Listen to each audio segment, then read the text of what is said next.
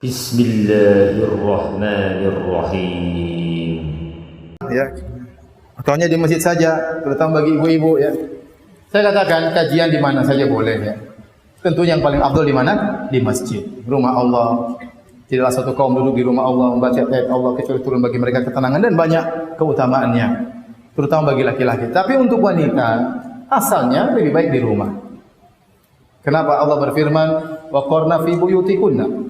Ini fatwa para ulama, fatwanya Syekh Albani, fatwanya Syekh Shalih Al-Fauzan, asalnya wanita di rumah. Dan kita katakan fatwanya Nabi. Nabi yang mengatakan wa qarna fi buyutikunna. Hendaknya kalian tetap di rumah-rumah kalian.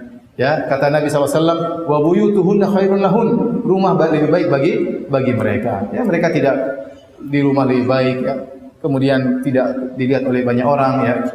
Lebih baik di rumah ya. Kalau memang mungkin di rumah lebih baik untuk di rumah ya. Jadi intinya enggak ada masalah mau di rumah, yang penting tidak menimbulkan fitnah, tidak menimbulkan hal-hal yang tidak diinginkan ya. Mau di masjid, di rumah, kita dakwah di mana saja ya. Di pasar juga kita kalau bisa berdakwah ya. Nabi SAW dulu datang di Mina-Mina mendatangi orang-orang, mendakwahi mereka ya. Nabi mengatakan hal min qaumin ya, hal min rajulin ya yahmiluni ila qaumihi fa inna quraisyan mana'uni an uballigha kalama rabbi. Apakah ada orang yang mau mengajak saya ke kampungnya? Saya ingin berdakwah. Kenapa orang-orang Quraisy melarangku untuk menyampaikan firman Allah Subhanahu wa taala? Kita mau dakwah di mana saja. Asalnya dakwah di mana saja boleh. Tinggal melihat maslahat dan apa? Mudarat. Dakwah di masjid boleh atau tidak? Boleh. Di rumah boleh atau tidak? Boleh. Terkadang di rumah penting. Ada sebagian orang, Ustaz saya tidak bisa bawa ibu saya ke masjid. Sudah tua 70 tahun, 80 tahun. Ibu juga lebih enak nyaman di rumah. Ya mereka sambil ngaji, habis itu mungkin makan. Di masjid susah dan macam-macam. Kita bilang lebih baik kalau begitu di masjid ya. Apa di rumah ya. Boleh dakwah di pasar atau tidak?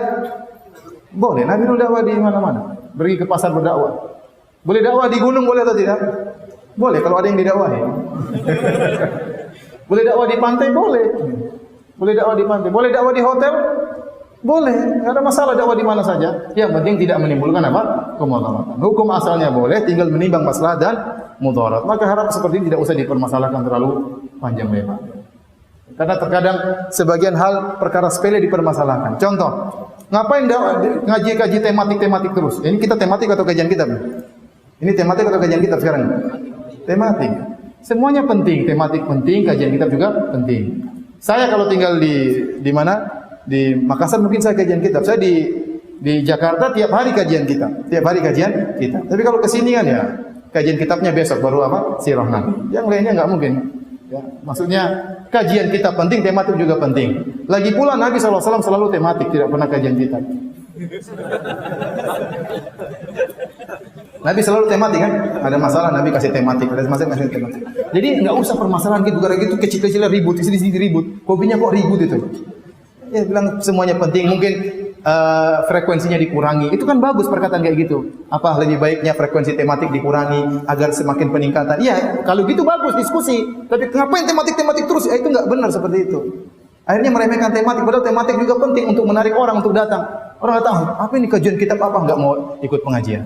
Kalau tematik menarik judulnya orang banyak datang, nanti setelah itu tugasnya kajian kitab untuk mendidik mereka. Jadi tidak perlu dipermasalahkan seperti ini. Jangan terlalu ribut masalah-masalah yang tidak perlu diributkan. Kurang.